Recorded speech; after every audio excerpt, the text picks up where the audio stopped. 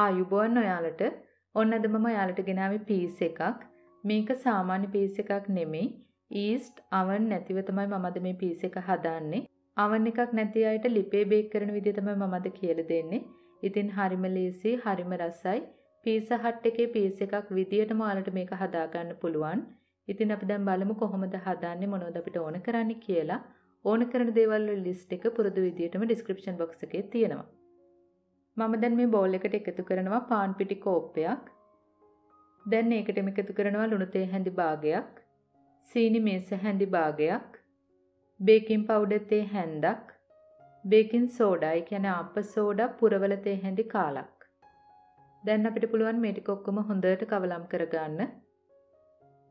ඊළඟට මම අරගෙන තිනවා මුදවපු කිරි. මුදවපු කිරි වල තියෙන වතුර ප්‍රමාණය අනුව ඕන කරන ප්‍රමාණය වෙනස් වෙන්න පුළුවන්. ඒ නිසා නිශ්චිතවම ප්‍රමාණයක් කියන්න බෑ. ටික ටික දාලා මෙන්න මේ වගේ ඩෝ එකක් වගේ අනා ගන්න.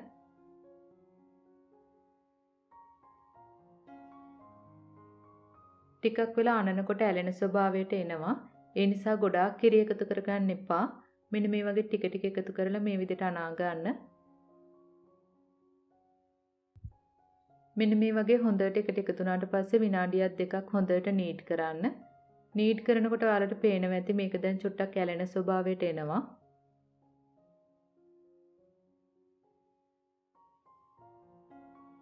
දැන් අපිට පුළුවන් තෙල් මේස හැන්දක් එකතු කරලා මේ වගේ හොඳට නීට් කරගන්න.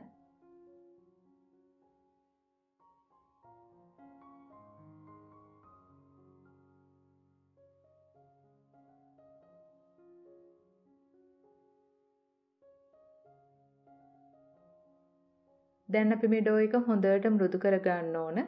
මෙන්න මේ විදිහට බෝල් එකේ ගසලා අපිට පුළුවන් හොඳට මෘදු කරගන්න.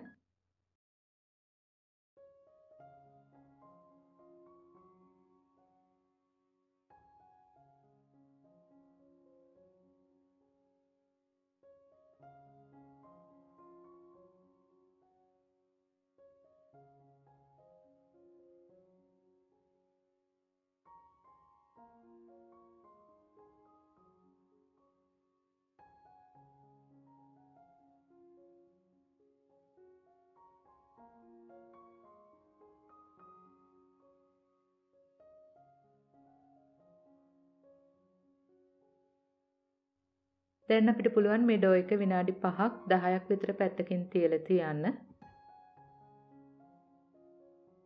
මම දැන් විනාඩි 10කට පස්සේ බේකින් ට්‍රේ එකකට මෙන්න මේ වගේ තෙල් තවරනවා.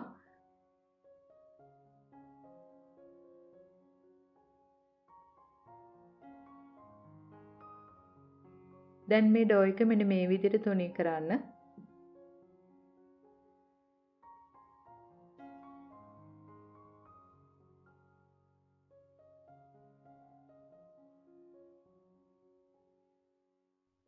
හොඳටම තුනී කරගත්තට පස්සේ මෙන්න මේ වගේ වටේ හැඩය හදා ගන්න.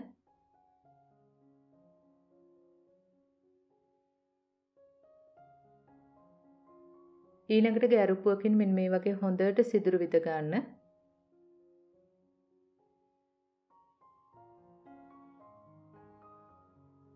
මම දැන් මුලින්ම දාන්නේ තක්කාලි කෙචප්.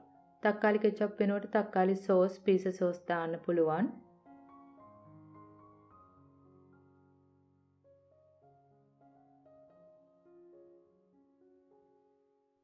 ඊළඟට මම චීස් ටිකක් උඩින් දානවා. මම අද ගන්නේ මොසරෙල්ලා චීස්.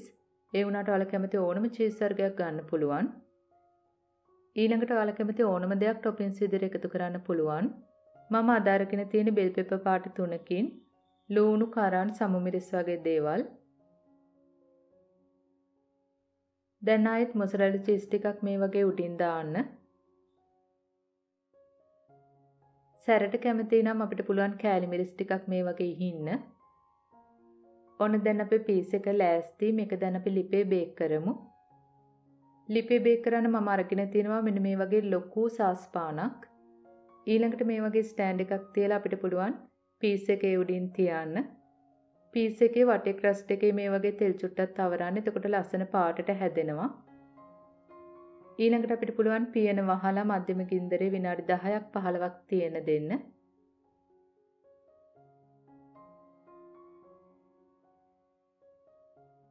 දැන් මෙන්න මේ වගේ තමයි අපේ පීස් එක තියෙන්නේ. චීස් ටික හොඳට දිය වෙලා තියෙනවා. වටේ ක්‍රස්ට් එකත් ලස්සන පාටට ඇවිත් තියෙනවා.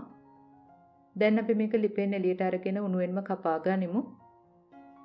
මේ පීස් එකේ බේස් එක පීස එක සාමාන්‍යයෙන් අපි පීසා හට් එකෙන් ගන්න පීස් එකක් වගේම තියෙනවා. ඒ වගේම රසට ඒ වගේම ස්වභාවයටම තියෙනවා. ඉතින් oven එකක් නැති කෙනෙකුට උනත් ගෙදරදීම ලේසියෙන් හදන්න පුළුවන්.